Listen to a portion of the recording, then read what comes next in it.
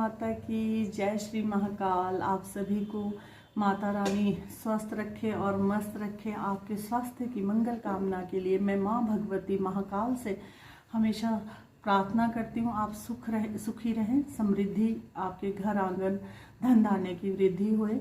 तो जय श्री महाकाल। आज मैं अपना टॉपिक लेकर आई हूँ शिवरात्रि से। आप सभी को पता है कि 1 मार्च को शिवरात्रि आ रही है और सभी तैयारियां भी कर रहे हैं। हम तो कर ही रहे हैं, तो हम सोच रहे हैं कि आपको भी हम बताएं कि किस तरह शिवरात्रि मनाई जाती है। तो जैसे माता पार्वती शिव शंकर भगवान का आपको सभी को पता है कि उस दिन आराधना की जाती है। शिव शंकर भगवान जी की कहा जाता है कि नाचते हैं, गाते हैं, शादी मनाई जाती है। सभी जिस तरह भी देखो, जैसे जो भी कोई सेलिब्रेट करता है उनका अपना है। हम तो अपना जिस तरह करते हैं। तो मैं आप सभी को बताती हूँ कि आप शिवलिंग का विशेषकर पंचामृत से स्नान करें। उसमें दूध, दही, घी, शहद और गंगा जल वगैरह मिला करके पंचामृत आप बना करके तैयार करें और आप उससे शिव का अभिषेक करें और शिव शंकर भगवान जी की आप आराधना करें। कहते हैं कि अगर हम ये सारी रात बैठ के शंकर भगवान जी को मनाते हैं और ओम नमः शिवाय का अगर हम जाप करते हैं तो शंकर भगवान बहुत प्रसन्न होते हैं। क्योंकि शिवरात्रि की रात शंकर भगवान जी अपने धाम से आते हैं। शिवरात्रि और नवरात्रि एक विशेष मनाई जाती है। देखो, त्योहार तो सभी मनाए जाते हैं, आप जानते ही हो।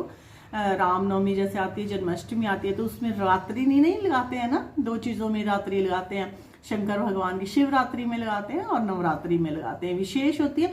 माँ 9 दिन के लिए धरती पर आई होती हैं अपने धाम से, अपने लोक से, और शंकर भगवान जी शिवरात्रि में आते हैं।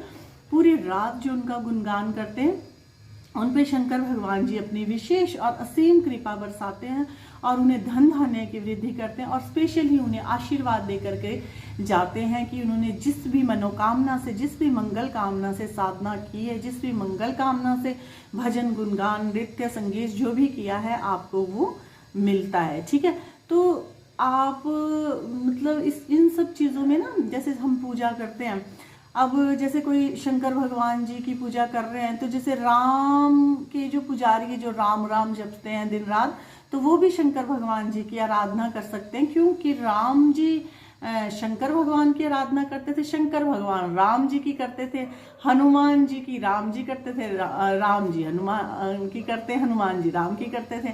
तो ऐसा ही है, ऐसा नहीं है कुछ, क्योंकि ये 11वें रुद्र अवतार शंकर भगवान जी के हैं, हनुमान जी, है ना। तो इनका एक ही चीज़ है ये, और एक ही जगह जाना होता है। बस सिर्फ एक अलग अलग नाम है कि आपको कौन वो करता है ना। एनर्जी है, ये सारी ऊर्जा ही है। तो उस दिन आप लोग विशेष अच्छी तरह से मनाएं। हो सके तो आप भस्म श्रृंगार कर सकते हैं। मैंने अपनी शॉर्ट वीडियो में भी बताया है, मेरी आप शॉर्ट वीडियो देख सकते हैं। उसमें मैंने बताया है कि महाकाल पे आप भस्म श्रृंगार किस तरह करें। क्योंकि महाकाल को भस्मीभूत कहा गया है, भूतनाथ कहा गया है। तो अगर आप लोग उनका श्रृंगार इससे भी करते हैं तो ये भी बहुत अच्छा होता है। सफेद रंग शंकर भगवान जी को बहुत पसंद है। जब भी हम लोग पूजा पाठ करते हैं तो हमें दिशाओं का विशेष ध्यान रखना चाहिए। दिशा वास्तु दोष से भी उसका ध्यान रखना चाहिए। वैसे भी दिशा का हर बात में ध्यान रखना चाहिए। क्योंकि उत्तर साइड हमारा अग्निकोण होता है, पूर्व साइड हमारे पूर्व दिशा होती है जहाँ से सूर्य उदय होता है ना। तो मृत्युशैया पे जब हम रखते हैं तो पश्चिम की साइड से करते हैं। दक्षिण की दिशा से हमें नेगेटिव ऊर्जाएं, अगर हमें नेगेटिव वो करनी होती है, सिद्धि साधना या कुछ भी, तो दक्षिण की साइड मुख करके किया जाता है। अगर आपको अपने देवी देवताओं की साइड की पूजा करनी है तो आपको उत्तर दिशा की ओर मुख करके पूजा की जाती है। तो पूजा दिशाओं का क्या महत्व है, दिशाओं का क्या लॉजिक है ना। तो दिशा का ये लॉजिक होता है कि जिस कह देते हैं ना कि जिस दिशा में जो बैठे हैं, अगर आप उसी दिशा के लिए आवाज देंगे तो वो जल्दी जाएगी। अगर आप किसी और जगह देंगे तो वो घूम फिर के जाएगी। जैसे अब हमारा जो घर का जो मेन गेट है, आप अगर मेन गेट से आवाजें लगाओगे तो वो हमें जल्दी सुनेंगी, और वो पीछे से अगर आप लगाते हो या इधर उधर के अगल बगल से लगाते हो तो वो नहीं मिलेगी। क्योंकि फोकस होता है हमारा मेन गेट पे बेल भी इसीलिए वहीं लगाई जाती है कि हाँ अगर आप आए तो आप वहाँ बेल करें और हमसे मिलें। तो सेम इसी तरह का विधान होता है देवी देवताओं का कि वो जिस दिशा में बैठे हुए हैं, वो जिस लोक में बैठे हुए हैं, उस लोक की तरफ ही आप मुख करके बैठे। वैसे तो बड़े बड़े संत हुए हैं, बड़े बड़े महापुरुष हुए हैं, कहते हैं कि मक्का मदीना था तो जिस साइड को भी घूमे तो उस साइड को ही मक्का मदीना घूम गया था। तो आपने देख सुनी होगी ये भी ना। तो कहते हैं कि जिस साइड को भी आप करो, भगवान तो कन कन में वास करते हैं। लेकिन दिशाओं का भी है अपना महत्व है, ग्रहों का भी है। ऐसा नहीं है कि ग्रहों का कोई महत्व नहीं होता है। अगर महत्व उनका नहीं है फिर वो क्यों पूजे जाते हैं, फिर 9 ग्रह बनाए क्यों है। फिर जब ग्रह है, ये सभी आप जानते हैं कि मंगल है ग्रह, शनि ग्रह है, लोग मंगल तक गए हैं, चंद्र तक गए हैं, चंद्र भी ग्रह है, ग्रह तो है ही है ना। सूर्य तक ही नहीं जा सकते, मतलब ग्रह तो है ना। तो एक ऐसे ही स्थान है ये भी, जैसे है, जैसे पृथ्वी भी एक ग्रह है, पृथ्वी भी एक ग्रह है, यहाँ पे भी प्राणी रहते हैं और हर जगह हर लोक में प्राणी रहते हैं और अपनी अपनी अपनी उनकी अपना अपना शरीर है कि सबसे मुख्य और सबसे प्रधान पृथ्वी लोक बताया गया है। बाकी सभी लोक है, कह नहीं रहे हैं कि मंगल पे भी अब जीवन संभव है, चंद्रलोक में भी संभव है, वहाँ प्राणी रह सकते हैं। लेकिन वही बात होता है कि भगवान ने हर व्यवस्था की हुई है आपको पृथ्वी लोक पर, हर व्यवस्था की हुई है, जल की हुई है, हवा की हुई है, ऑक्सीजन वगैरह सब चीज़ की हुई है। तो पृथ्वी लोक सबसे अच्छा माना जाता है और प्राणियों को सबसे उच्च कोटि की संज्ञा दी गई है। सभी देवी देवताओं से भी उच्च कोटि की संज्ञा प्राणी के लिए दी गई है। अगर वो अपने अपने सही मार्ग पे चलता है, अच्छे मार्ग पे चलता है, उच्च मार्ग पे चलता है, भक्ति करता है, देवी देवताओं से के ही तुल्य है इंसान। इंसान जो है अगर अच्छा है तो वो ईश्वरी तुल्य भी है। वो आपका अपना नजरिया होता है। हमारे इसी धरती पर ही देवी देवता हैं, आज भी हैं, कल भी थे, अब भी हैं और इसी में ही शैतान है। मेरा हर बार का यही टॉपिक होता है कि आप जैसे होंगे वैसे ही आपको दूसरे नजर आएंगे, दूसरा आपको वैसा ही नजर आएगा। ठीक है, तो मैं आप सभी को यही बताना चाहती हूँ कि अगर आप किसी से अपने लिए जैसा आप खुद के लिए चाहते हो, खुद के लिए सम्मान चाहते हो, खुद के लिए आप जैसा चाहते हो, तो पहले उसको देना सीखे। दूसरे की जो फीलिंग है उसको समझना सीखे कि आपको कोई कितना सम्मान दे रहा है, किस तरह से आपको कोई अटेंड कर रहा है। आप उससे 10 गुना अगर आप उसको ज़्यादा करते हो तभी आप किसी के दिल में जगह बना पाते हो। तो ठीक है, तो ये मैं आपको छोटी सी बात मैंने ये बता दी और ये मैंने आपको शिवरात्रि से रिलेटेड बता दी।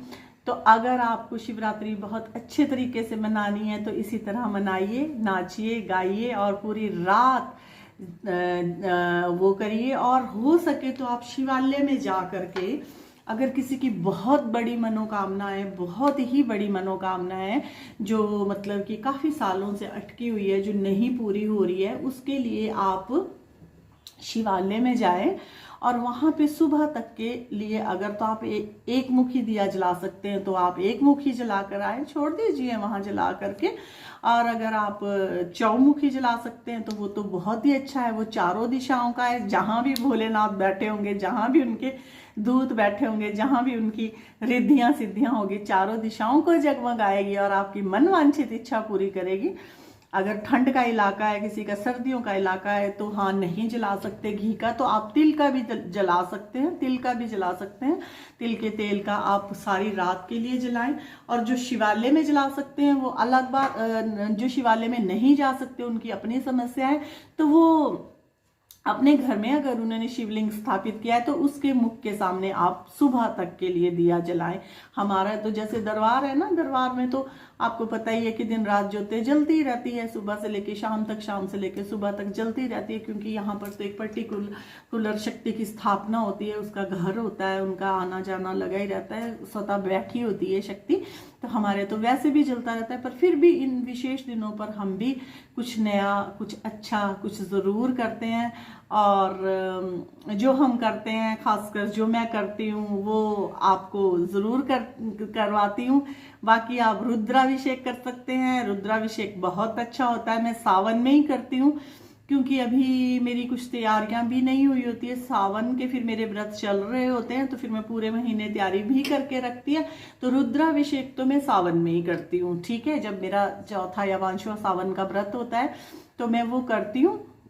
और बाकी ये जो ये अब शिवरात्रि आती है, शिवरात्रि में तो फिर जो मर्जी आप भंडारा करो, जो मर्जी करो, नाचो गाओ भजन करो और साधना जरूर करो। काफी ज्यादा आप जाप करेंगे और काफी ज्यादा आप शंकर भगवान को रिझाएंगे। भोलेनाथ बहुत भोले हैं, जल्दी मानते हैं, बड़े एफर्ट्स नहीं इनको करने पड़ते हैं, सब चीजें आप इनको भांग धतूरा वगैरह सब कुछ जो कुछ भी वैसे तो अवेलेबल होता है, मिलता है, हर जगह मिलता है, ओकेजनल सब चीज़ मिल जाती है। नहीं भी मिलती है तो आप अपनी ला करके रखें और भगवान जी को फूलों से ज़रूर रिझाएं। और अगर आपके पास चंदन होगा, लाल चंदन है या वो है दूसरा भी है, तो चंदन लेप आप अगर करते हैं तो भी आप मनोवांछित अपने को फल प्राप्त करते हैं। अब हम सुबह रोज पूजा करते हैं, हमारा रोज स्नान शंकर जी का महाकाल का होता है, भस्म आरती भी होती है, चंदन लेपन भी होता है, हर तरह का इनका श्रृंगार किया जाता है। तो आप जैसा कर सकते हैं आप वैसा कीजिए और आपको माता रानी की महाकाल की विशेष कृपा होगी।